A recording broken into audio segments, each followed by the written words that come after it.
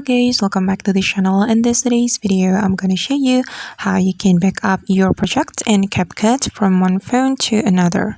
So guys, first of all, open your CapCut application on your phone. Then to back up your project in CapCut, you have to log in to CapCut with your Google account or your social media account. After you have logged into CapCut, you can tap on the space button. Then after that, you can simply tap on the plus button. But wait guys, it's still loading. Okay, you can click on this plus button. Then we can tap on the upload draft. Okay, and select the project that you want to upload. And for example, I'm going to upload this project. So we can tap on this project. Then click on upload. Okay, then click on backup. Alright, and now the project is being backed up and we have to wait until the process completed.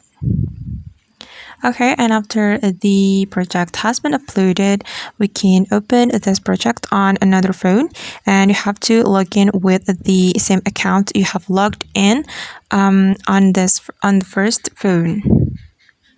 And alright guys, that's how we can back up CapCut project from one phone to another. I hope this tutorial will be useful for you. Thank you so much for watching and see you on the next video.